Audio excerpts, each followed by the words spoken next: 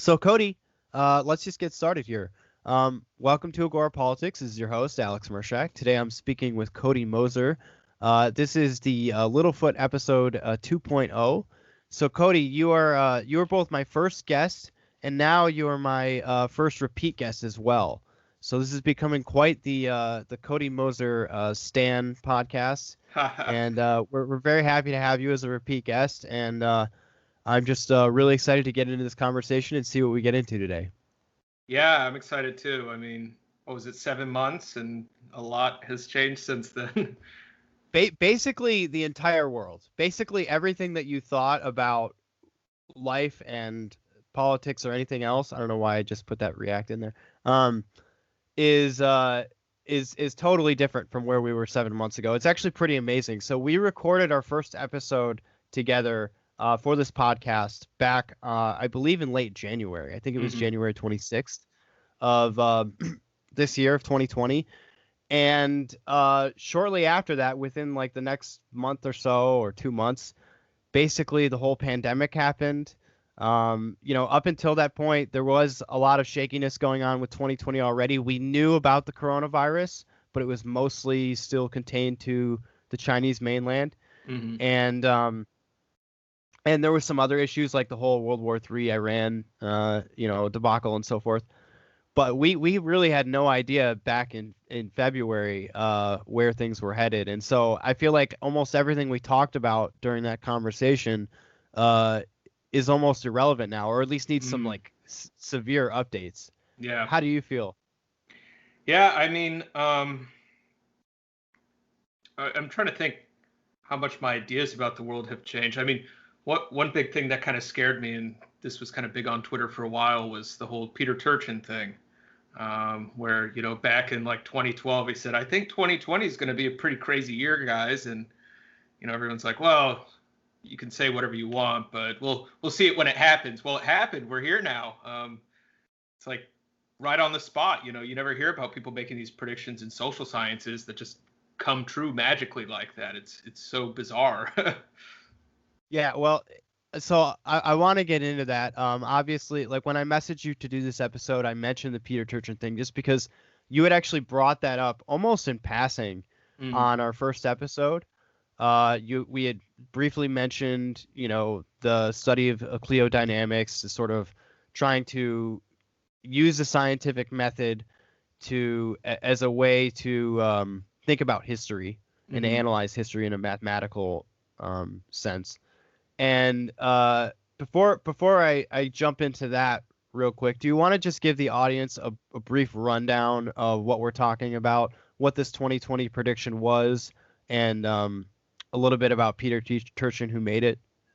Yeah, sure. So Peter Turchin is a social scientist.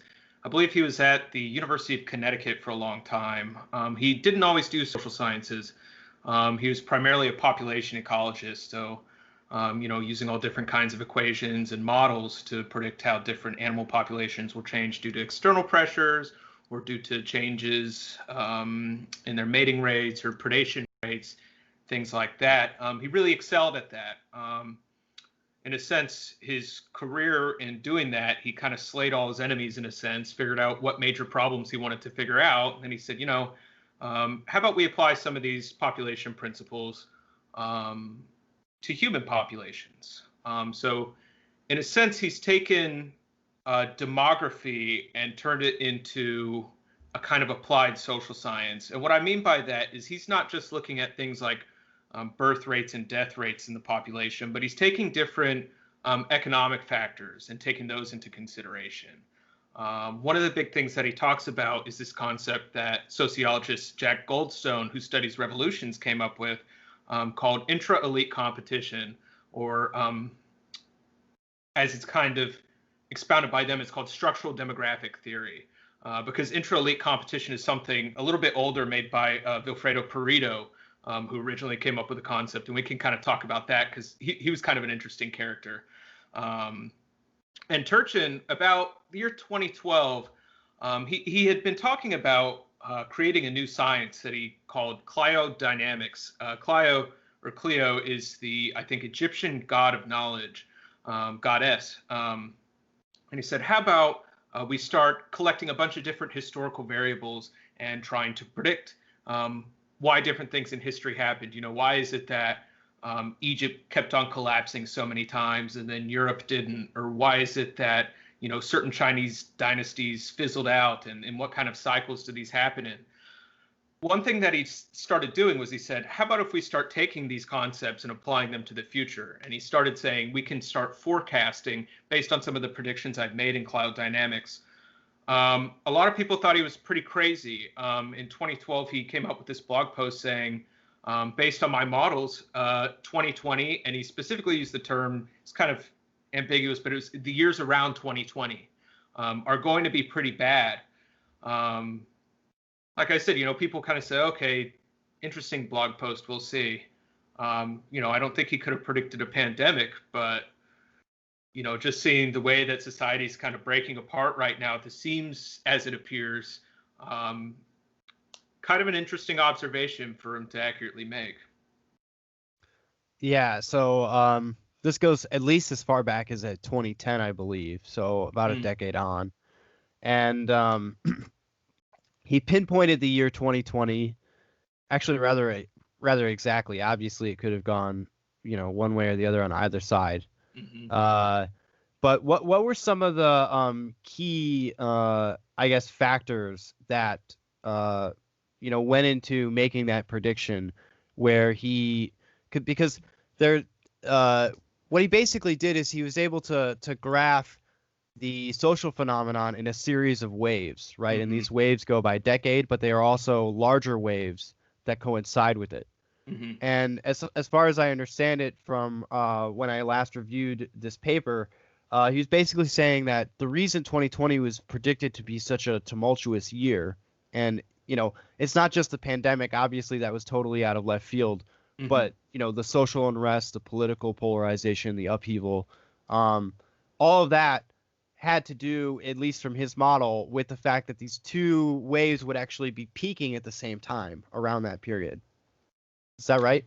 Yeah, that's correct. So Turchin kind of uses this concept called secular cycles to describe historical dynamics. Within secular cycles, I believe there's like 150-year trends, and then within that, there's 30-year trends. And what the 30-year trends are, they're basically generational cycles. So the idea being that, say, a really bad ideology or discord in general arises in a population. The generation that goes through that is not going to want to enjoy that very much afterwards, or the generation that comes up through that isn't going to want to keep going through that. And so pretty much the problem gets fixed, and these are the terms that Turchin uses to describe them. There's kind of a herd immunity built up in the population against some of this discord or against some of these bad ideas that caused everything bad to happen. Well, then the next generation comes along. They didn't have that exposure. Technically, they don't have that immunity. Then you get this. And so he predicted pretty much based on the wave of crime that was in America in like the 1970s, early 1980s, and said, if we keep on tracking this forward, it seems like the way that violence is peaking in America, he looked at, school shootings in particular is peaking. He said it looks like if this model keeps continuing, based on models and how everything went back in the 70s and 80s, 2020 is going to be the peak. And so you think we're at that peak? I mean, I think we're around the peak, definitely. I wrote a review. But maybe we're on the way up still, which is scary. That is the scary thing. And some of his models, he has like different trajectory, like a hurricane trajectory where it could go anywhere. And someone was like, oh, we could figure our way out of this, although I think it's a little too late for that. But then there's some where it's like, yeah, maybe we just sink all the way. Right. You don't want that to happen, but. So that actually ties a little bit into, I guess, what I said at the beginning of this conversation about sort of changing the direction of the show. Originally, I thought that I was going to be more focused on political polarization or trying to decrease polarization. And now I've inclined to move the show into more of a philosophical direction in general and to focus more hardcore on, theories of politics, theories of society, human nature, etc. Just because I think I'm not sure, one, that focusing on decreasing polarization is really something that I need to be doing. There are other shows that are already doing that quite well, and that are only dedicated to that, and they're quite popular. And then the other thing too was just that I feel like we're at a point where I'm not sure that focusing on trying to slow the phenomenon of polarization is actually the right strategy. I actually think that's the wrong strategy. Now, I'm not saying in this that I'm becoming some sort of like accelerationist where I'm trying to just make things worse to sort of, I guess bring about, the eschaton or something faster. But I am convinced that trying to move forward and being more future focused on putting out new theories and new ideas, rather than sort of like standing athwart history, yelling stop or something, is the better way to go. And so I'm actually moving away from the polarization focus, although of course that's something I'm still concerned about in the back of my mind. What do you think about the state of U.S. polarization? Obviously, this is a component in the current social unrest that we're having. It's going to continue to be. I actually have stated publicly, and I'll continue to say that I think we're already in some sort of soft civil war that will probably continue. What a lot of people don't realize right now is that sort of the next generation of warfare, or fourth generation warfare, it's all very non-kinetic, or it's very decentralized. It's not necessarily state actors against state actors. And I would qualify where we're at in terms of the level of just general, anarchy and, inter-civilian violence, and general lack of rule of law. I would say that we're basically in some kind of civil war right now. What do you think? Yeah, I mean, I'd say we are certainly in the middle of a process that sometimes looks like a civil war, sometimes I think looks like this. Well, so here's what I think. So I'm very scared right now because I think that no matter what happens in this election, and I'm not the only person saying this, lots of other prominent people are saying this, but I'm also a prominent person. Are saying that no matter what happens with this election, it's going to be disputed. Yep. And I made a tweet earlier today that was like, yeah, I'd make a bet on who's going to win the election right now, but I'm actually not sure when I'd be able to cash out my money. Like, Yeah. I'm almost 100% certain at this point that the whatever the election gets called on, it's not going to be over the day after the election. And so who knows how long that's going to drag out. And I feel like the civil unrest is only going to intensify over the next 3 months. Sorry, I'm not here to like just give a dark, gloomy forecast. I'm not trying to blackpill you, but that's kind of where I'm at with things. I don't know. Do you see things calming down anytime soon? I think a big thing is getting people back to work. I don't want to put any kind of, it must be this that caused all the riots, because obviously it's a large number of factors, including the proximate reason, which, was the George Floyd death. But it seems like a lot of young people had a lot of time on their hands to get out in the street and start burning things down. I think that the violence would be a lot lower if people were at work, if we could have figured out a way to get through this, pandemic without keeping everyone at home, and then second, not giving them any money. I don't know how that failed. I think about that almost every day. I don't know how to feel about the election, because I think you're right. Trump's already said, how he's going to feel about it. And we already know what happens when, Trump gets elected, is it gets disputed for the next 4 years, as we have just saw, with the impeachment, and then people saying, oh, the post office is going to be shutting down so that people can't mail in their ballots and all this other stuff. But I don't know if it's going to calm down. I think the only thing that would calm it down is like if the vaccine came out tomorrow and everyone could just, okay, now I can go make some money. Yeah, well, here's something that might calm it down. It might calm down if this ideological immune system that Turchin was pointing out and that you were talking about, if that starts getting kicked in a lot faster with regard to the public's understanding of the news media.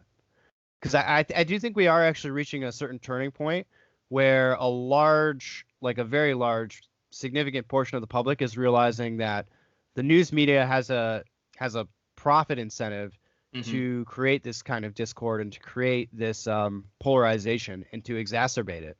And that ultimately the news is just bad for them, and it's creating more problems than it's solving. And the level of disinformation that you're exposed to if you're consuming a lot of news is just so high that I feel like maybe one of the hopeful things that's happening is a lot of people, now that they're spending more time at home and with their families, are starting to turn away from that politics, and they are kind of realizing that, like, oh, if I spend all day on social media or like getting involved in like random political discussions, I'm actually just creating a lot of anger in myself and a lot of like discord with the people around me, and not really solving any problems.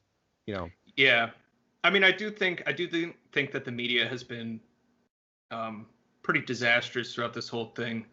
But I also do think that some of the ways that we've self-organized our information has been pretty bad too. I mean, we're at a point where, people are at such a distrust of the media. And I mean, I don't want to get into too much about, the public's view of epidemiology as a whole, but it's at a point where, if Dr. Fauci says one thing, there's definitely a sector of America that's going to do the opposite because they believe, oh man, this guy's totally lying to us. Bill Gates is going to try and get us to, put this vaccine in our arms and poison my kids and stuff like that. And and I'm not trying to exaggerate these positions. I mean, I run into it all the time where I live. A lot of people, who are just so distrustful of almost any information coming out that they've started making up their own information. I mean, the QAnon stuff is pretty prevalent. I have a lot of thoughts about the QAnon phenomenon, but I'm going to leave it aside for now because it's a little wacky.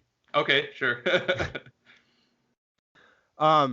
So yeah, I guess as you were saying that, I was kind of thinking that there might be two angles that would probably be interesting for you as an anthropologist. One of the things that's happening right now is that there's kind of two things looming over everybody's head. One is there's the election, right, which I think a lot of people have mostly negative feelings about. I mean, even if you are pro-Trump and you think Trump is going to win, or you're pro-Biden and you think that Biden is going to win, I feel like even then, even if you have a very well-settled partisan position, I don't feel like anyone actually has a lot of positive feelings about what's going to happen over the next few months as we approach the election and what's going to happen afterwards, even if they think their side is geared up to win it. So, and on the other hand, there is a lot of optimism that I'm seeing, at least sort of mixed in with the despair, which is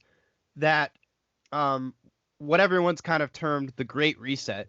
Now, this term has kind of come up very spontaneously in a lot of places, and I'm seeing a lot of very prominent people using it. So who knows? Maybe it was manufactured by the CIA. I have no idea. But what they're calling this reorganization of society that you talked about, they're calling this the Great Reset. And I would think that as an anthropologist, you would actually be super interested right now in the possibilities that are open for reorganizing how we work, how we live, and really the way that our communities are structured. Because I don't think there has ever been a time, at least in recent human history, where such a large portion of people have had the opportunity to make some kind of transition. And it's not only been economically feasible, but also technologically viable. What do you see coming out of this, and how do you imagine ways that society might reorganize? One thing that I kind of thought was really exciting was kind of this almost pushback to localism. You know, you had people in San Francisco moving back to their hometowns, or taking the city of Tulsa, Oklahoma, up on their offer to get paid to live in their city for a year. Wait, I can get paid to move to Tulsa? You can get paid to move to Tulsa. Right now? Right now, this instant. Holy the city shit. of Tulsa is paying people to move out there. Just to let everybody know, I graduated back in May. I'm still in Michigan right now from Michigan State, but I'm literally just looking at a map of the United States right now and trying to decide where I would like to go. Because I'm working remotely, so I have the option, in theory, to move wherever. And I'm trying to narrow down the cities right now. So that's interesting for me to know that Tulsa's paying people to move there. Yeah, they pay. They pay. I'm not sure if I'm here. Game for Tulsa, but sure. Sorry, not to insult any Tulsa people. I mean, they'll give you an office space. I mean, they're really trying to incentivize people. Wait, really? To move Holy there. Yeah. I might have to take this up. Just I mean, it's genius on their part. For the financial incentives. Well, I mean, the coronavirus was like perfect timing for them, because it's like, all of a sudden it's people from Facebook like, oh man, I don't want to live in San Francisco if I can't, go out, get coffee with my friends anymore. I feel like everybody that I think is cool is moving to Austin.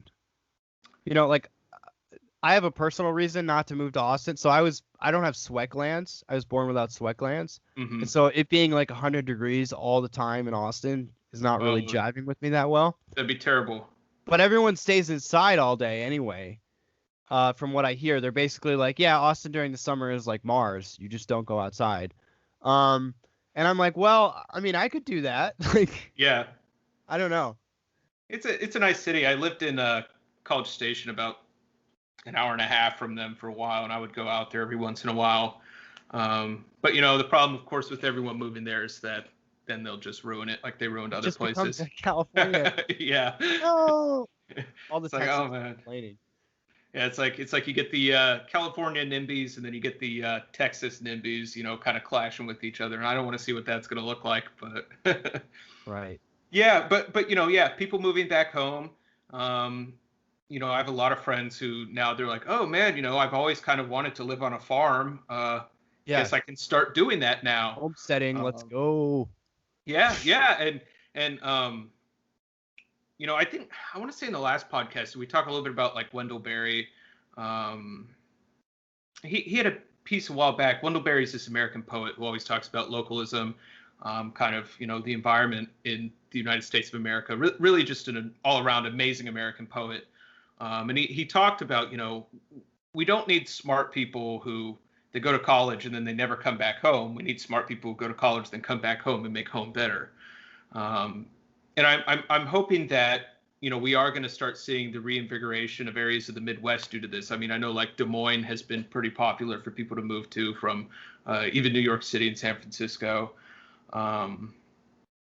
Yeah, I mean, what I'm really interested to see, I just got done doing a couple of internships in DC where we were looking at zoning regulations in the United States. And trying to figure out, why is San Francisco and LA so expensive? Well, a lot of it has to do with their housing supply. But now that you see a lot of people leaving, it's like, well, I guess now our prices have to drop. Which kind of almost supports this NIMBY idea where it's like, if we kind of stick it out long enough, people will leave. But So, I mean, I think prices are dropping, right? And they're going to continue to drop.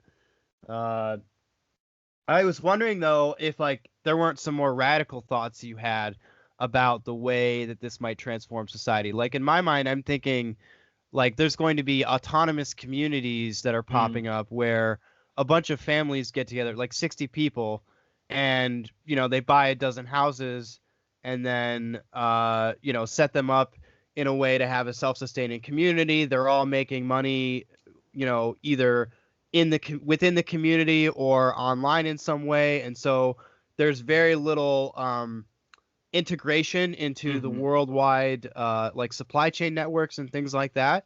I was thinking about like more radical stuff like that. But yeah, I don't have too much on that. I mean, I do know that education is going to have to change a lot. I'm TAing this semester, and It seems like most of my students are going to be freshmen, and they're having to take it completely online because COVID has hit, which the universities were left with this situation where first they had to tell students you're getting the same thing that you get in person, but then eventually they're going to have to open up, and they're going to have to convince those students, well, you're getting something in person that you're not getting online. So one way or another, they're in a catch-22 here trying to sell their entire program.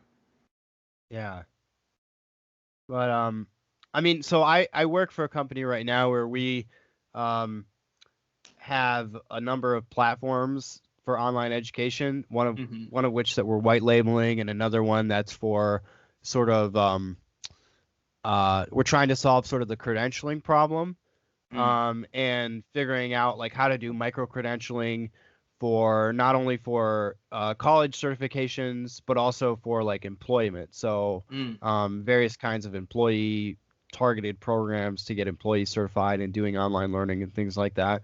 And there's definitely, I think the biggest area for disruption in that space is going to be the credentialing component. Once you remove credentialing from universities, or at least find a way to get around it in some way, then I don't really know what the point of them is. I mean, other than doing research, which I think is fine. I think if the universities switched to a model where they were essentially just research houses that did a little bit of necessary, what am I thinking of? Not like mentoring, but basically like training up the next crop of researchers and academics. And then what I imagine will happen is that there will be basically models kind of like the Lambda School model for all kinds of different areas of education, not just computer science and programming, but for whatever can basically be, exported to the online world effectively. I mean, I think even the humanities programs, even humanities and social science programs, although they benefit a lot, or not so much social science, but the humanities programs benefit a lot, I think, from the in-person feel to it. And the way that they're marketed, at least at a lot of the liberal arts schools, is that you have the benefit of having small classroom sizes and, attention from the professor and so forth. But even those programs are going to get moved online. Like I just don't see any reason. Like, I mean, even I thought about it. Like, you could put together a great books course and have someone go through a very classical liberal arts degree that has everything that they want and nothing that they don't want, and sell that as an online course at a tenth of the cost and still be making crazy amounts of money. Yeah, I mean, kind of like what you said about credentialing, that kind of reminds me, seems like university systems have tried to attempt that, with these, I think like Brown for a while had like a build your own major thing going on, where it's like, just put your classes together. But they're going to be bad at it because they're not exposed to real market forces. Yeah. Yeah. Like if you're running that experiment inside of Brown, well, you're still Brown. Like, yeah. Oh yeah. That's true. You're not Lambda School. You're not like Austin Allred, whose kids are going to starve if they don't get a 90% job placement rate or something. Right. Well, I mean, kind of the point I wanted to make about Brown, though, it comes back to this credentialing thing that you brought up, which is that, how well did the students who built their own major do compared to those who actually, went through the traditional program and got, I am a computer scientist now, rather than I took a bunch of computer science classes in my self-education. Well, do you know the data on that? I don't know the data. I've heard a little bit from some professors at Yale not Yale, but Brown, who have said, maybe we should kind of go back to just having the traditional majors because the students aren't learning as much as they thought they did, at like their end of year assessments and classes and stuff. Maybe that's just because they're bad at designing their own majors. Yeah, it could be that is kind of a self-attracting thing, is people who don't know what they want to do say, I'll do everything. That's what I would have done. But of course, it's not going to be like that. What will happen is there'll be a repackaging of different offerings, and with like the micro-credentialing thing, like, so for example, for my degree in political theory, I had to take a certain number of like methods courses, right?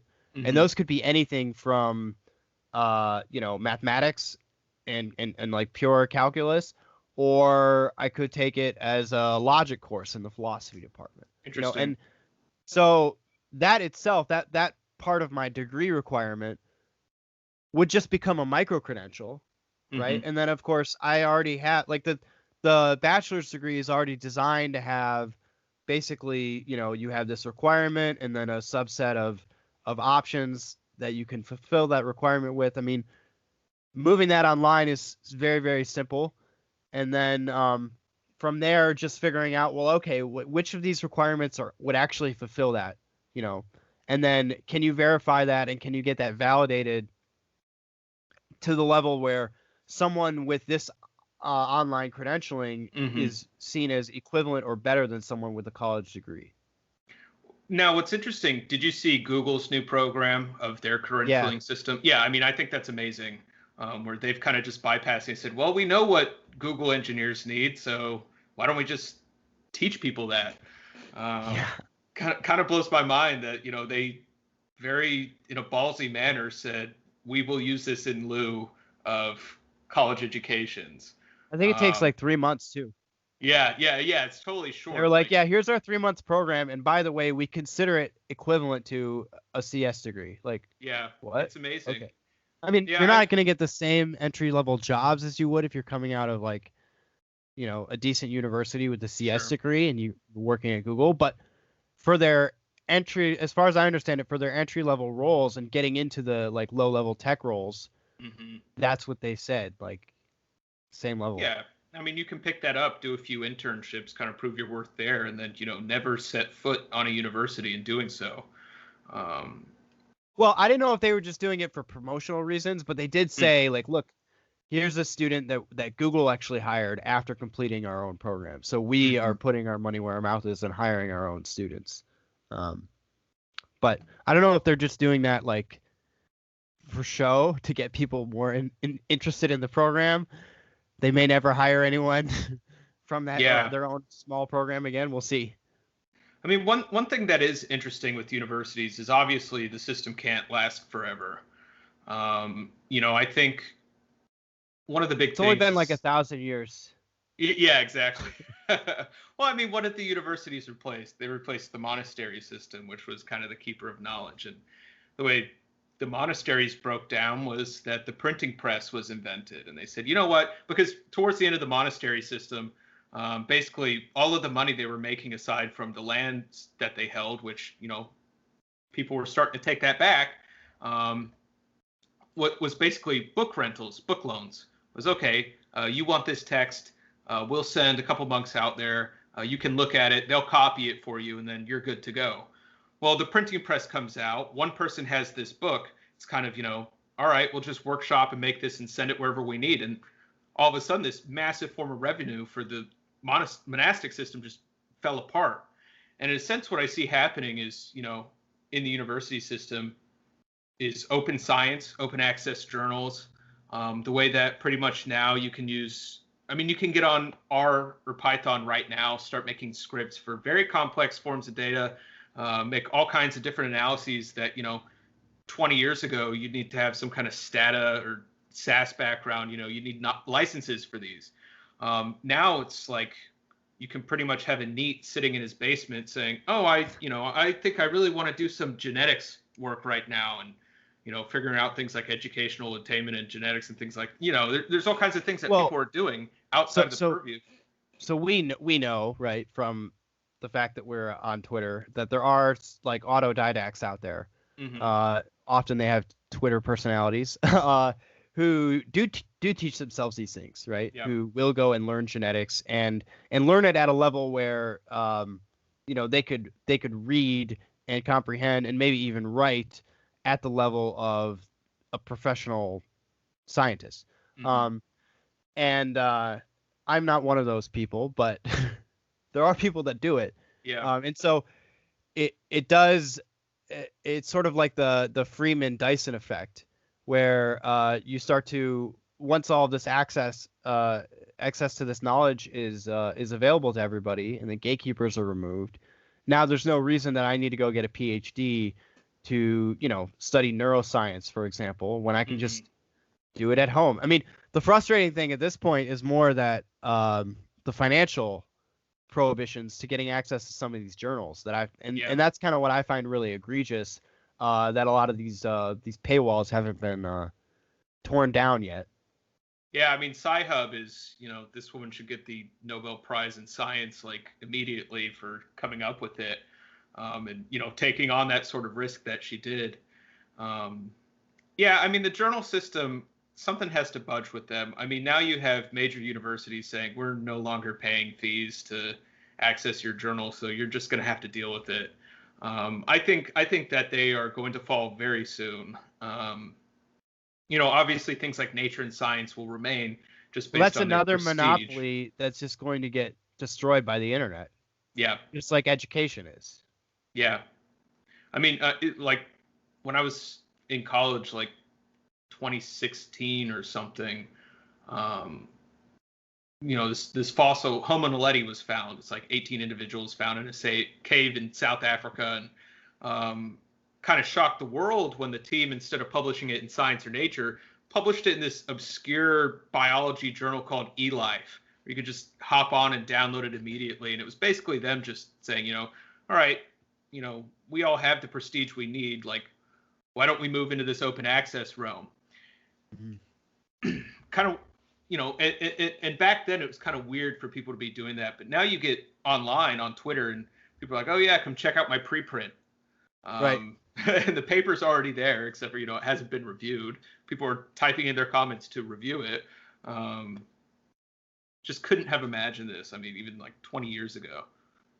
Yeah, well, I think even just breaking people out of the mindset that they need permission from somebody to go do stuff and contribute to, new knowledge is a really, really big deal. I mean, even for me, just starting this podcast was a big step in terms of validating this idea of like, oh yeah, if I want to be like doing something, I can just go do it, and then I'm doing it, and now I'm that person. So like, you get rid of this these imaginary roadblocks that people pull up just because they think that they're so conditioned that you have to go through a system and there have to be certain steps in place and you have to get certain qualifications and approvals.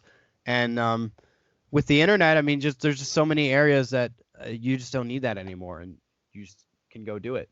Yeah, I think about Steven Spielberg, talking about what's your biggest advice for people who want to be directors like you. And he said, literally, like, grab your phone and start making videos right now. Like, you have the ability to do that. And now whenever I think about people saying, man, I really wish I could do a study on this, I'm like, dude, people are publishing their data. You can go in, reanalyze their data, or look at new forms of data. I mean, everything's so open right now. And it's really just getting yourself, disciplined and focused enough to then go after it and investigate the problems that you want to solve. Yeah. Right. And now, obviously, not everybody is going to be able to understand everything that they want to know about. Yeah. But you'd be surprised. Especially, I feel like most of the people that are listening to this are fairly smart, and can probably do a lot more than they think. So since we last talked, you were sort of in a very, I guess, uncertain place with as far as like what you were doing. You were sort of a grad student in purgatory, I believe, was what you said. So you're in sort of some sort of imposed exile of some kind. From academic life. I believe there's some issue with your previous advisor. We don't really need to get into that. But where are you now, and what have you been up to, and what do you think your future research interests are going to be? Yeah, sure. Last year has been crazy, just 2020 in general. I mean, in terms of all kinds of things that happened, but also my life. I feel like everybody that comes out of this is going to be like some sort of super strong human because I mean, is this how we get the really, Ubermensch? Well, it's just really dark to say it, but a lot of people aren't coming out of this. Right? Like, I mean, we're losing lots of people to the virus, but also like the general chaos and unrest, and also the economic devastation. I mean, the businesses and the people that make it out of this are going to be a different stock. I mean, I feel like it's almost like a silent generation type phenomenon where it's almost like we're all going through one collective traumatic experience. Yeah. And whatever comes out of this, the world that we create after this is going to be, informed by that. Yeah, I think Razib Khan said something like there's been more history in 2020 than the last 15 years, which is really interesting. You talked about the whole Iran thing. It's just weird to me to think that whole them shooting down their own plane happened this year. I mean, that's just feels like a different world to me. Yeah, who's Soleimani? Yeah, exactly. Who? But yeah, so yeah, after we talked on the podcast last, like literally the next day, I went to DC. I had an internship there. That ended up going to remote. I got another internship up there. And then in the meantime, I was kind of applying to grad school. I did some interviews. And finally, I'm no longer in purgatory. Now I'm at the University of California Merced, albeit remotely, in their Cognitive and Information Sciences department. It's kind of a interesting, very eclectic department. A lot of people studying things like, neurology and the way that, your brain processes information. And then some people studying like human-computer interaction. Some people studying philosophy of mind. I picked an advisor he studies cultural evolution, which has been something I talk a lot about on my blog and on Twitter. Kind of my future research directions. I'm interested in like a lot of different like population dynamics modeling. So some of the things that we've kind of touched on, like talking about Turchin and stuff like that. I don't know about literally doing Cliodynamics, but I am interested in, why is it that certain populations behave certain ways at different times in terms of things like technological adoption and innovation. It's kind of amorphous for me. I'm still working on a few other questions in like traditional, almost evolutionary psychology, but it seems like my research experience, my research interests are changing a lot in the last few months. So just sort of the focus on developing like certain I guess technological milestones, or are you talking about like a certain scale, like different scales of social complexity? Different scales of social complexity, but also one question I've been interested in is, we have all these different what we call small scale economic games. Anthropologists go to different places around the world. They then say, okay, we're going to play like a prisoner's dilemma game or something. I'm going to see, if you have the choice to split the pot with someone, are you going to do it? You had a third person, and it's like, okay, if this person doesn't split the pot, you can, pay 5% to punish them. And people do this to college students all the time in their psychology classes, but people also go to different societies and they figure out how is it that people behave in different cultures. Mm-hmm. One of the unfortunate things is that economists in trying to assess the role of culture have only really looked at risk-taking behaviors, when we know that there are so many different factors that go into the way that people behave in their own individual cultures. And so I'm interested in kind of maybe improving some of those models and saying, what happens when we stop looking at just risk and look at, say, sharing and things like that. So you mean the models so far have mostly been interested in different levels of risk taking, but I mean, aren't they also trying to see like if certain cultural influences change the way that those decisions are made? Yeah, sure. Right, like, I mean, there's certainly work on isn't that. pro-sociality like kind of the same, just the other side of that coin? Yeah, pretty much. I mean, it just maybe I might be speaking too much for economics, but the last time that I kind of reviewed an econ chapter for someone. They were like, okay, like pretty much what we're going to do is we're just going to be talking about risk in terms of different cultural groups. And I was like, it seems like this is a very inefficient way of viewing how people behave in economic situations around the world. Well, it's interesting that you brought up those small economic games, because Turchin was actually talking about this about when I mentioned the different scales of social complexity. Mm-hmm. He was talking about cooperation across genetic lines within species, and he was saying that one of the anomalous things about humans is the sheer level of complexity that we've been able to achieve in social cooperation with people who are genetically dissimilar than us, right? So we have cities and nations and organizations that are in the millions that encompass lots of genetically diverse individuals, and yet we're able to continue to cooperate. As far as we know, there's no other species that really does that.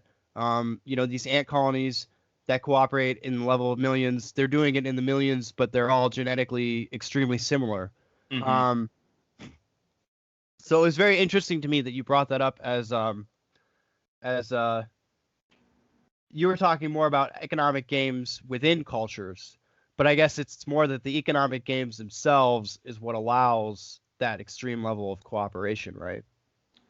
Yeah, I mean, I think that this point about complexity and scaling is a little bit different, but it is an interesting one.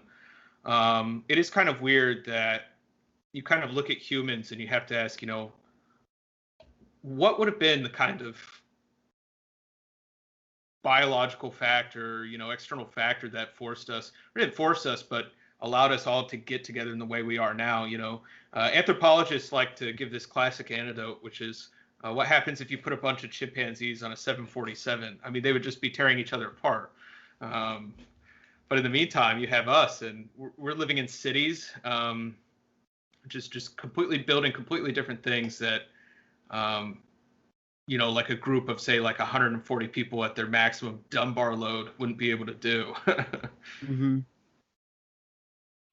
Yeah, we're living in cities, and one of the things I wanted to actually talk about from last time is the point of cities. So we've been talking about moving away from cities, people's getting out of the cities, people moving from the larger cities to the more medium, mid-sized cities. Do you think that the power of cities as attractors in terms of what the benefits of scaling in large cities will offset these migrations that are happening away from cities, or like in that places like New York, places like San Francisco are going to do a hard reset and really just not be the same kind of powerhouses that they were before, and maybe the power will move to other geographical locations?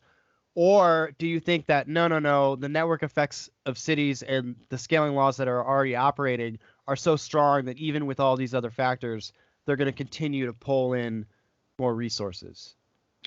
Yeah, I mean, I think that's number two is more likely, in a sense. So you think New York is bouncing back? I didn't say that, but all right, I won't put you on the spot. No, but I mean, pretty much every city that has gone through some kind of major disaster in the past 500 years, at least in Europe, still exists in some capacity. They didn't just disappear after their own pandemics, for the most part. Sure, but Rome was never great again. Yeah, true. I mean, true. We're not. I mean, I don't know. Maybe there's an Italian party that's running on Make Rome Great Again. If they are, I guess I support it. But, it's never been the same, right? And the same thing with London, right? London at its height is probably not going. Obviously, London is still maybe top 3 or 4 important cities in the world, but there are other cities we could look at that are really, really old and that were once amazing cities, great centers of commerce and culture and art and so forth, that are just no longer that. Yeah, I don't know if coronavirus will be the thing that does that to our cities. Certainly. I think maybe. Certainly. Well, I mean, certainly. I don't want to go back to New York. I mean, I never lived in New York, but I've been there 4 or 5 times, and it never made me want to live there. Anyway. Yeah, no, I kind of had the same experience. Yeah, I mean, the big thing, like you said, is about this remote working thing. I do see places like, Des Moines, Iowa. I don't know if I see Tulsa doing as well as like Austin or Des Moines. But I mean, we still have our global supply chain. Things still have to go in and out of these cities, although a lot of things still go in and out of like Baltimore, and they kind of don't exist in the same way that they did in like the 1950s. I'm not really sure. Somewhere like San Francisco will certainly bounce back, because the reason people move there is because the view and the climate.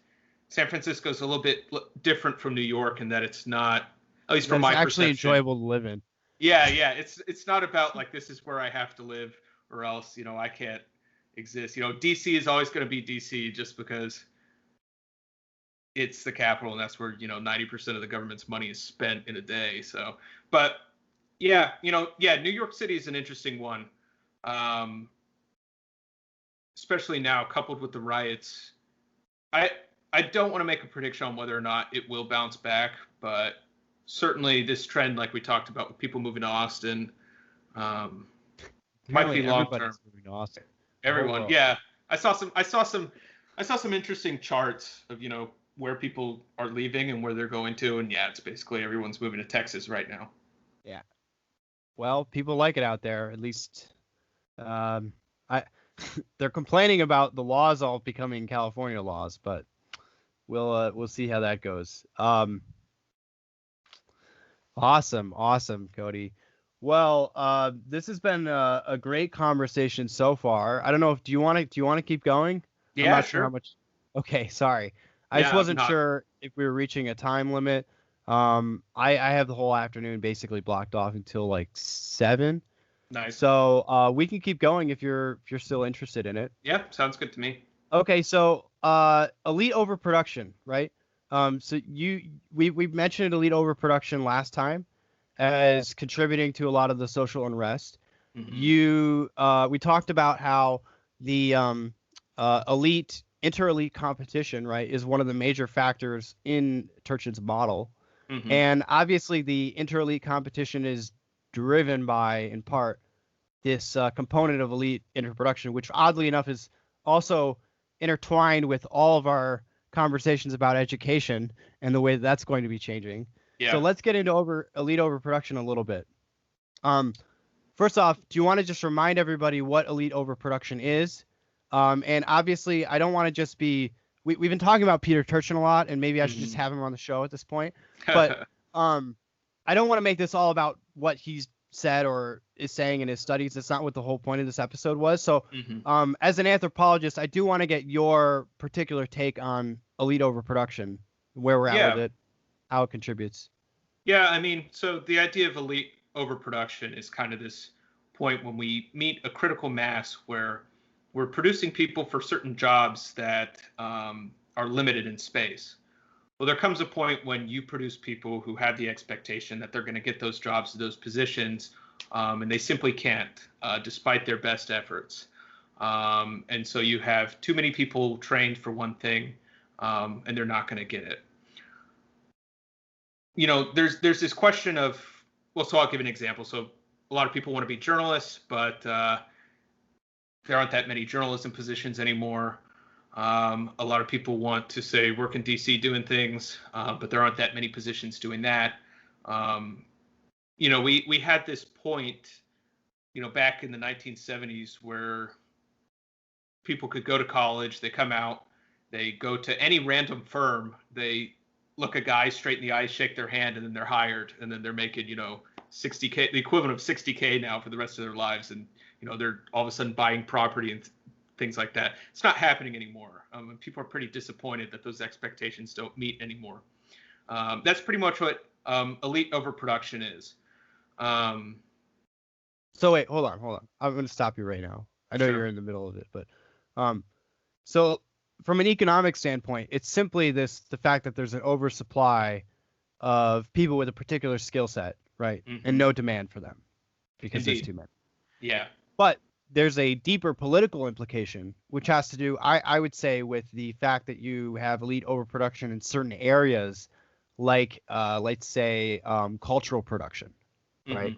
So elite overproduction areas of like academia and journalism and areas related to politics and so forth. Or I mean, even in science, if you have too many people that are very, very high skilled, they're high agency people. And so the political problem, which is actually a step up from the economic issue, starts to come into play because of what will happen when you have people that are high agency, very smart, very skilled, and yet they're not economically, let's say, gratified for it. Yeah. Right.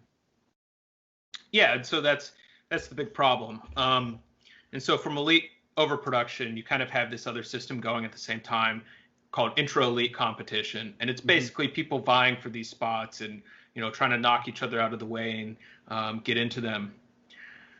This has been pretty popular. I feel like a lot of people on Twitter or elsewhere have been commenting on it. I say it a lot. Yeah, I see it in a lot of places. After some conversations with people, I don't think it's really happening in the way that maybe Turchin thought it is, or that a lot of people think it's happening. It seemed like, and I'm drawing on a friend who I spoke at length to about this. But one thing that we're kind of ignoring here is intergenerational conflict, which is that you have, and I don't want to sound ageist or anything, but you do have baby boomers who have they bought like 5 or 6 different houses and saw these as commodities to own in their lives, and didn't retire from any of their positions, and they're hoarding all the wealth. Yeah, in essence, they kind of took Gen X and held their head under the water and said, deal with it. And then after that, the generations keep stacking up in terms of, the pressure that's happening on this system. I think that is something that is kind of not taken into account in most of Turchin's models. One thing that was really interesting to me was this picture that was trending on Chinese social media this year. And it showed a bunch of, agents of the Chinese government meeting with agents of the American government. And what you see is a bunch of young Chinese men and women sitting across the table from a bunch of basically old men who are just like, there's no way that they can talk at length in the same capacity about these issues that these, younger Chinese dudes who have their whole lives to look ahead of them are. It's just that these guys have held on to these senior positions as long as possible. And what's interesting is that someone took that picture and they put a picture of the first U.S. delegation to China, and it was the complete opposite. A bunch of young Americans meeting with old, decrepit Chinese men. And it's kind of creepy. It's that there is this kind of similar historical crisis or process going on, but it's not. I mean, it's definitely elite in some way, but I do think that it's generational too. Yeah. So I would say that the generational gap is actually like a sub-component of elite overproduction. Yeah, right? Because sure. It's not just that the elites skew old and that they're not retiring from their positions and promoting younger people and whatnot and letting their son or daughter take over the company. It's also that the fact that people are living longer and therefore and have been getting educated in mass for at least 60 years means that there now is the supply problem. So. Well, and the other big problem is that, then you have kind of a sticky culture in that you have the culture of these previous generations just sticking around a lot longer than they used to. There isn't that kind of turnover. That's how we get this kind of dissatisfaction with our college degrees and things like that, because we're still selling the same story, because those stories in terms of how they resulted in people getting to their positions are still around.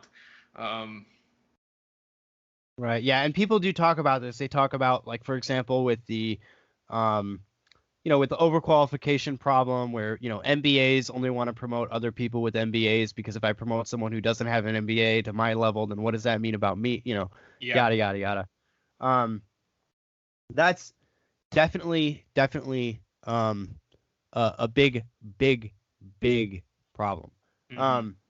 But in terms of the gerontocracy, though, which is what we're talking about, sort of rule by the old, and I do agree with you that I think that the United States does have that problem, and that it does have the second order effect on the institutions themselves not being refreshed with new Mm-hmm. ideas and new leadership from the younger generation. I mean, I think Eric Weinstein talks about this a lot. He talks about the fact that there are almost no millennial or Gen X college presidents, Yeah. and that at this if we were at the same point in the 1960s, there would have been actually like a significant number of not only Gen X presidents, but there would also be some millennials on the older end of the millennial spectrum who are in their Yeah. late 30s, early 40s who would be coming up and becoming presidents.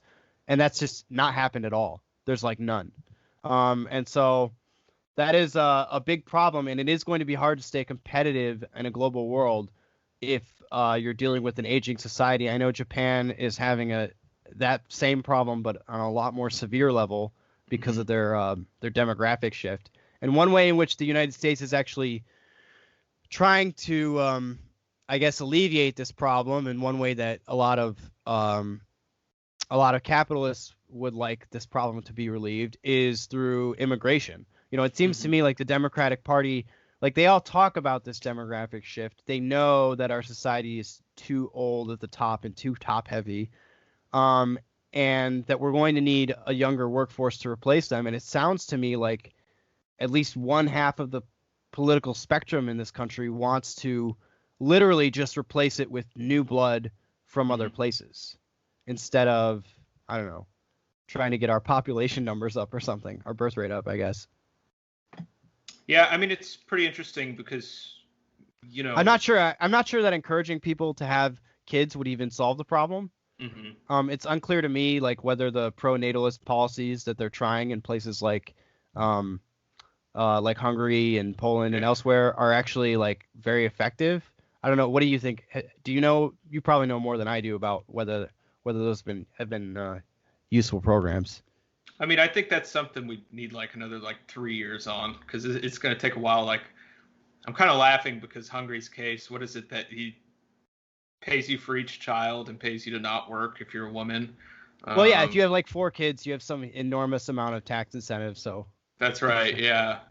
Yeah. Yeah. I mean, I guess we'll need a few years to see what happens with that. I I don't really see that as a solution, and I don't really see immigration as a solution either. Aside from the societal trends, what you do see is demographically speaking, immigrants into the United States just pretty much converge on our birth rate as well.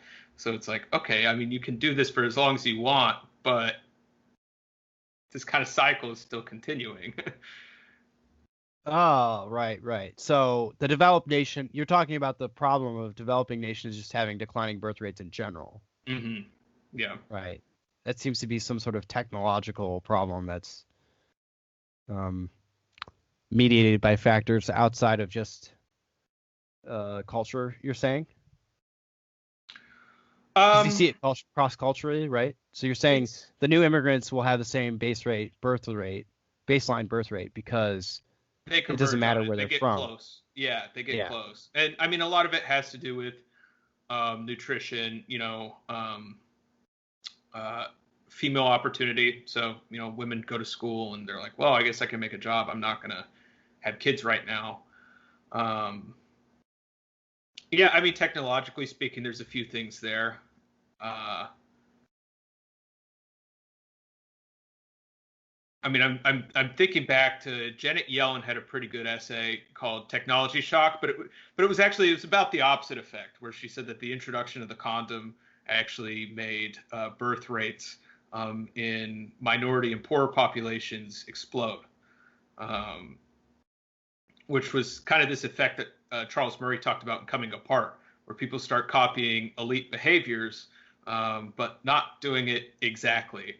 And so it kind of became desirable for men to seek out women who didn't care if they used condoms or not. and women kind of adopted that norm in certain areas of the country and had birth explosions. But yeah, I mean, yeah, I don't know what the solution to the big demographic crisis is going to be.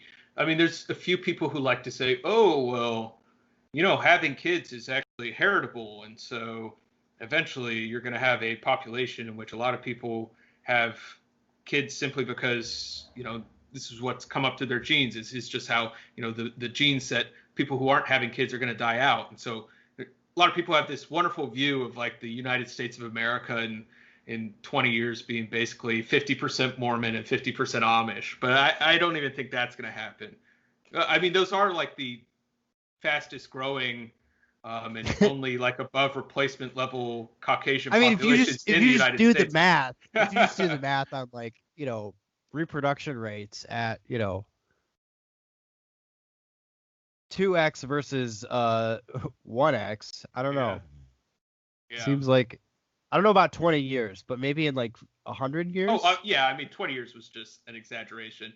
Yeah, Razib had a really good blog post on this a while back, where someone basically did a simulation of like, all right, let's just assume that they keep growing at their current rates, and there's just basically an Amish wave that takes over America. But it's just like Pennsylvania, just like largest voting bloc states or something. But of course, they're limited by their certain ecological constraints. But that's how they have the high birth rate, right? It's the cultural insulation from our destructive Tinder and whatnot that ruins our birth rate. That's exactly what it is. I mean, that's why Mormons have so many kids. It's because it is a cultural thing to do so. It's the same thing that people used to say about Catholics until I don't know when the Catholic turn in America on birth control was, but it seems they're kind of more open to using it now. Mm-hmm. So you said in a tweet earlier that people who don't understand your field say things like anthropology is not a science. I want to get into that real quick. Sure. Because it surprised me that you said that, but it's not entirely, that surprising. In what ways is anthropology a science? And how do you justify that claim?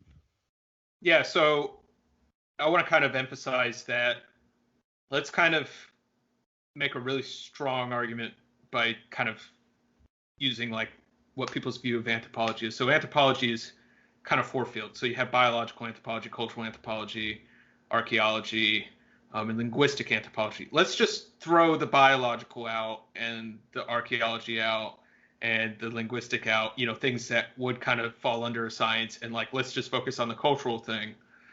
There's plenty of people who do use cultural anthropology as a science. The field is kind of split in terms of people who want to focus on feels versus reals.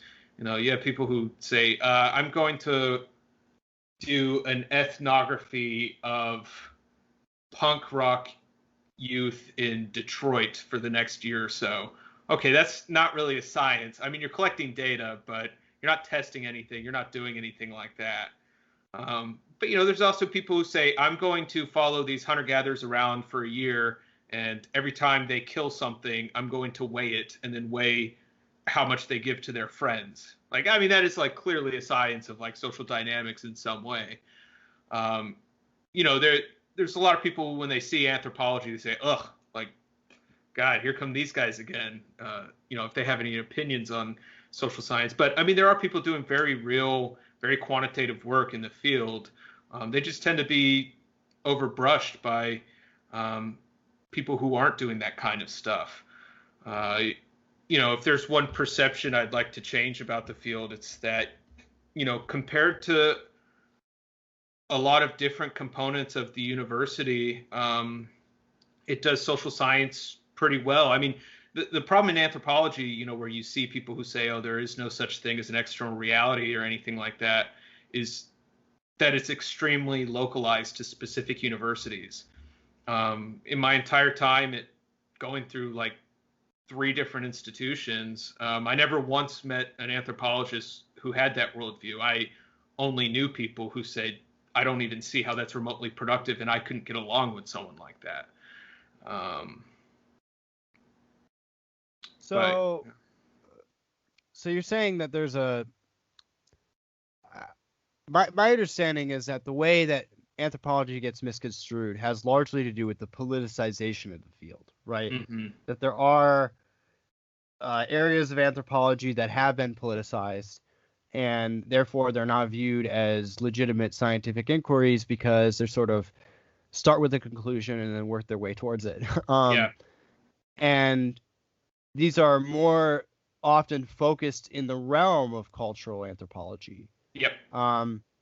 But you don't think it's just you don't think it's just from the overwhelming political bias inside of the departments? Do you think that plays a role, or do you think, in largely, even though obviously anthropologists skew in one direction, for the most part, it doesn't really affect the I guess the quality and the rigor of their research? For some people, it does. I won't lie. There are some people who just their political beliefs completely spoils the way that they view the world and can sometimes ruin the way that they do science or view science. But I mean, I often look to my mentor, this guy, Mike Alvard, who is kind of a character on Texas A&M University's campus. He got arrested last month because he's had this campaign, which Sullivan Ross was like the third president of Texas A&M or something. And Mike likes to say, oh, this guy was a racist. We need to tear down his statue and all this other stuff. But, you know, he has all kinds of amazing papers like critiquing the noble savage, you know, why anthropology needs science. I mean, he talks often about the postmodern enemies of science and why they don't actually belong in certain places in, you know, academia. So it's like, you know, this guy has very strong political convictions, but at the same time, it hasn't spoiled his research at all. You know, I'd wager that, you know, most anthropologists are extremely leftist. And that's even been my with that, experience. yeah. And I mean, even with that said, you know, I don't think most allow that to sneak into their research. Okay. All right. Well, that's fair enough. I mean, I'll take you at your word. And obviously, I'm not trying to get you to put other anthropologists under the bus or anything like that. But I was just a little bit curious about that tweet. We could go into, I mean, I wasn't planning on having a discussion about like philosophy of science and like Sure. hard versus soft science and whatnot. Yeah. I think that if I was more inclined, I would pick a little bit at even the categories that you sort of excluded, like biological anthropology and evolutionary anthropology and archaeological anthropology, that I still think there's some questions there about like what exactly the difference is. Mm-hmm. I know for me, like I don't have any formal training in a quantitative discipline, right? My degree is in political theory, mm-hmm. But the appeal to something like Cliodynamics to me was that like here's somebody that's actually applying this very quantitative method to, you know, history, or what we would view as sort of a very soft or open to interpretation kind of narrative focused field. And that's mm-hmm. what I liked about it, was trying to just get away from these narratives and like psychological projections about how we do work. I'd like to make more quantitative political theory, but I'm not sure if I'm quite prepared to be doing that yet. So we'll see about it. A few more topics here. Briefly, what do you think of the IDW? First off, I'm going to ask you, are you part of it?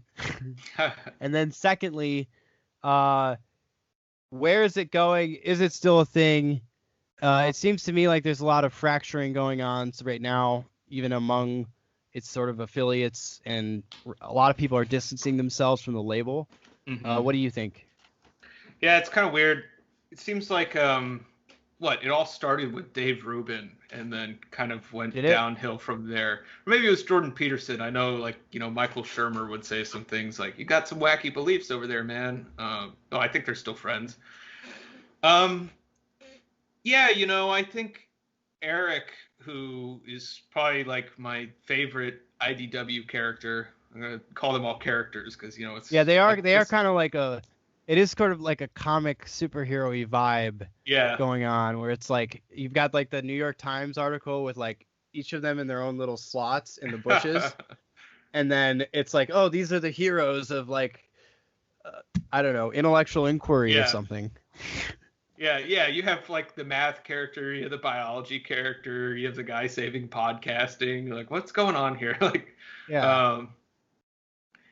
And then you had Alice Dredger, who turned it down immediately, which was interesting. Well, so this is what I'm saying. Like, so I've seen, for example, James Lindsay and Helen Pluckrose, right?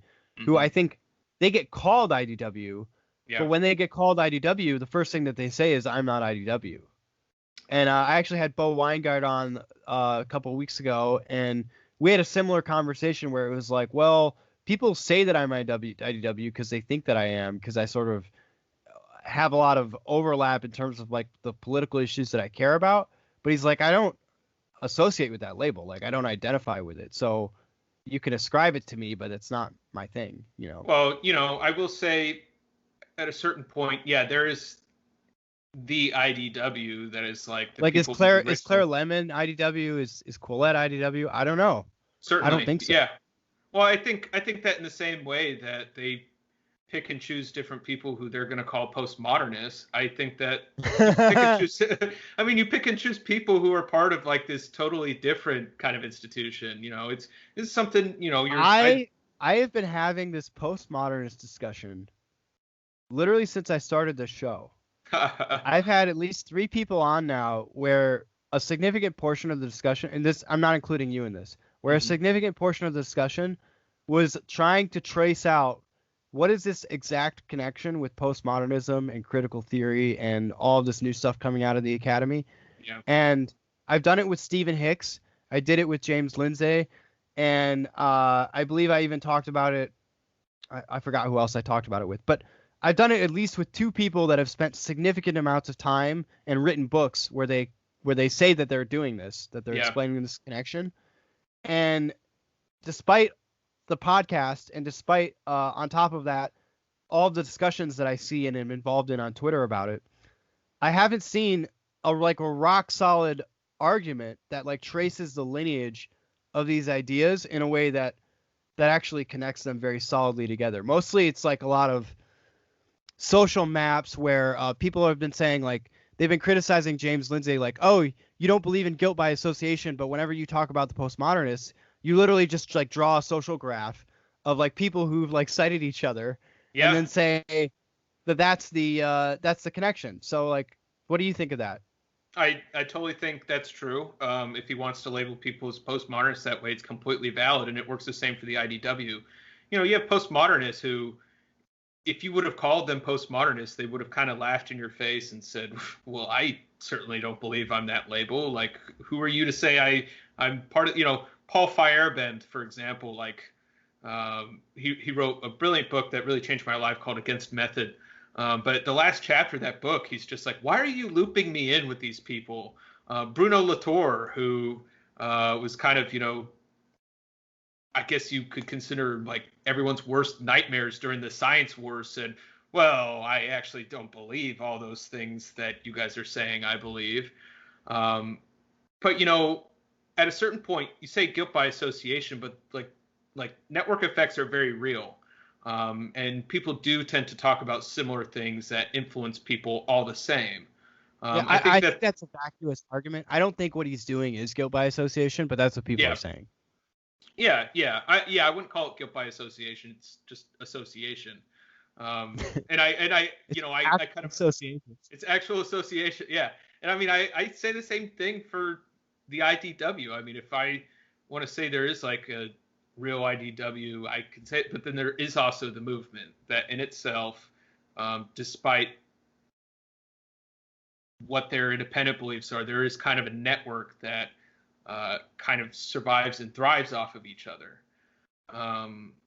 Is it actually fracturing? I guess a little bit, but I think it's only fracturing to the extent that it's getting bigger. And so the networks are kind of changing around a little bit from this tightly clustered group of like 8 people to now you do have Helen, and then James Lindsay, and I guess you wouldn't throw Oliver Traldi in there, but I saw someone made a kind of Excel sheet with a bunch of different people, and they threw him on the list. But so I'll just tell you, Oliver Traldi and I had a podcast that was literally about the IDW. Yeah. And in that show, he self-identifies as IDW. Oh, interesting. So he really? So he says he's in the IDW, and that was interesting to me because I wouldn't claim that myself. Although, I mean, I guess he has like written for Quillette, and he's published in a number of like sort of IDW friendly outlets. But he identifies as part of the diaspora. So like we've talked about how there's different levels to it. Like there's the original IDW, which is like the Avengers. And then there's sort of like these lesser, he called it as part of the IDW diaspora. Yeah. In terms of like what Eric Weinstein said was he said that they were going to be the vanguard, and then after the vanguard there would be a second generation. I think that this group of people that I'm sort of coming up with, this crop of I guess they're sort of like influencers, but they're sort of more like online content creators. I think that is more similar to like the post vanguard group that's coming up. So maybe it is an IDW diaspora. But I was just wondering what you think about that label. I mean, I'm uncomfortable giving myself that label just because I don't want to limit my options, right? Yeah. Like it's somewhat limiting if you adopt that label. And also I just don't feel like I'm actually in that group. Like nobody knows who I am. So, but what do you think about that diaspora concept? I mean, I've been trying to wrap my head around what is this group of people that all sort of mutually follow each other on Twitter and are sort of coming up in a similar overlapping political sphere. It's not clear to me that the bubble that I'm in is a particularly right bubble or particularly left bubble. We have lots of people, at least that I talk to, who are on the right or on the left in some form. But there is some sort of dissatisfaction with the current options that are available in our discourse. That's what seems to sort of unite us. Yeah, no, I totally see that. I agree with this diaspora concept. Have you been in Eric Weinstein's Discord? I'm in the Discord, but I never check it. Yeah, it's pretty big. It's actually so overwhelming that every time I look at it, I just look at all the stuff and I'm like, I can't take the time to learn this and like decide which parts of it I'm interested in. So then I just close out of it. Yeah. I get the notifications when everybody gets notified. Yeah, it seems like there is like this social media IDW diaspora. I bring up Eric's Discord because I do wonder, looking at it seems like the vast majority of people in there are like software engineers or people in tech. Very tech focused. I'm like, what does this look like? What does this kind of movement look like in industry? I mean, is it a thing? I think it's mostly because the major figures of the IDW started out on the West Coast. Basically, you had the epicenters in like San Francisco and LA. Because if you think about it, like Rubin and Rogan and Sam Harris are all in LA, and so is Ben Shapiro, right? And then Eric Weinstein and like Peter Thiel, like all those guys, they were in San Francisco originally, and then they moved to LA. So now they're in LA too. So I think it was mostly just because it kind of started and also probably it's because the monoculture that had formed inside of the tech community in San Francisco made it so that the problem was at its most severe point in that area. Totally agree. Because that's where you have all the closet conservatives and, you know, people who don't feel comfortable speaking their mind. Yeah, that's a good point. I was thinking about that right after I asked the question. I was like, actually, just knowing a lot of people who work in tech up there, I mean, it's the way they describe it. They're like, I don't want to do this anymore. Like, Yeah. But I would say, just from getting like an internal look at like the numbers, so like I have some idea based on just the reach of this podcast who's listening. And I would say that like on the IDW content, it's pretty dispersed. yeah, Like there's some concentration in San Francisco and LA, and a little bit in like Toronto, for example. Toronto's big probably because of like Jordan Peterson and Deborah So and some others. But it's pretty, first off, one thing people need to realize is it's an international movement, right? So like, for example, when Jordan Peterson went on tour in Europe, he was huge in places like, Slovenia and Norway and all over the place. So it's not just an American phenomenon. We don't think of it that way because everybody that's in the group is American except the Canadians. And, and the rest of the world basically pays attention to our politics and our news cycle. But like when I put out a show that it's got James Lindsay on it, or even the Oliver Traldi IDW episode, that gets hits all over the place. You've obviously got a base in Australia thanks to the Quillette crowd, but also Japan is listening, people in South America. So I really think it's everywhere. It's not really limited to one area. And I also think it's actually, there's more class diversity than people think too. I think there's this, I mean, obviously I think there's somewhat of a bias towards more highly educated people. But there is a certain like populist appeal to the IDW that is there. Like, it seems to me like there's kind of a friendly relationship with some right-wing populist ideas and some left-wing populist ideas that don't get a lot of play from either parties. And also like there does seem to be some like a certain level of respect for non-traditional jobs, non-traditional education, blue-collar work, that kind of thing. They don't have contempt for it in the IDW in a way that you get from, the DNC, for example. But so I do think there is some working class appeal as well, is what I'm saying. I don't think it's just, software engineers at Google complaining about James Damore or whatever. I'm kind of interested. I do wonder now, has anyone like built like a Twitter network to kind of look and see what the IDW looks like? Because in my mind, I kind of see like two strains of it. One is like the Eric Weinstein strain. People are listening to Eric, Brett, a few other people there. And then there is like the Quillette.com strain that is... There's also mostly the Game B folks. Yeah, and there's also Game B. And that's like completely different. That's a beast of its own, yeah. Yeah, I kind of... they overlap a lot. It kind of given me an idea for something to look at here in a minute, but... Yeah, whether or not I see myself as IDW, I don't think so. But again, this is like one of those things, like I don't think you get to pick. Like it's just however people see you at a certain point. It's just whatever your network is, but really? I think you could self-identify as your own. I feel like, the temptation is you want to identify as something. But like for me, for example, a lot of this podcast is me actually just working out what it is that I actually think about these issues. Yeah. That's why we're non-ideologically committal, which is probably a detriment in terms of gaining like listenership and mass appeal. Because if I just come out and say I'm a conservative podcast, or I'm a libertarian podcast, or I'm a progressive podcast, I automatically have a pre-built niche that I can just slot into. Yeah. Whereas if you're trying to actually do something original, you have this problem of, well, how do I define this group that I'm trying to create?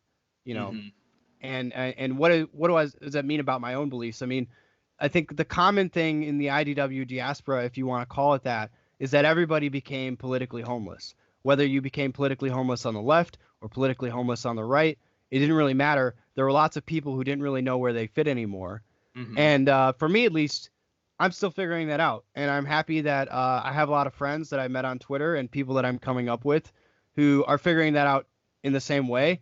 And together we seem to be avoiding a lot of the traps that people fall into when they lose their belief system of wanting to just fall into another rigid ideology or system of belief because that would be very comforting. And that's what I really think is noble about yourself and a lot of the other people that I talk to in this sphere, is that we all seem to be trying to make an effort to really define our views as individuals and not fall into, okay, well, I'm abandoning, the Democrats, so now I'm an NRX guy or whatever. Not that I have any problem with the NRX people. Yeah. But that would be a weird slide, yeah. Yeah, but that's the kind of thing you see happening. You've got like the whole the Democrat to deplorable pipeline is like a common theme now, and it's like, well, you don't have to necessarily just go whole hog to the other side just because you lost something. But anyway, Cody, I really appreciate it. I really appreciate you as a friend. I'm really glad that you came on and we were able to have this conversation.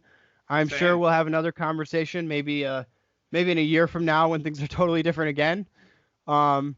But any last words before I let you go here, where people could check out your work and visit you? Yeah, sure. I have a blog. I haven't really been updating it too much, but I have a few things in the pipeline I've been working on. Get that IDW graph out. Yeah. Now you have me curious about that, because I don't think it's really unified behind one thing. My blog is culturologies.wordpress.com. Pretty much just blog about anthropology and a few other things there. I have a couple pieces coming soon that hope to get out. Yeah, don't let him be too modest. Cody's has an encyclopedic knowledge of anthropology, so when he writes, it's like really solid writing in terms of what he produces. So I really encourage everybody to go check out his blog, and hopefully we'll be seeing more of you. I know you're back in grad school, so you're probably going to be really busy jumping back into things. But again, I appreciate you coming on, and I'll talk to you later. Yeah. See you soon. Yeah.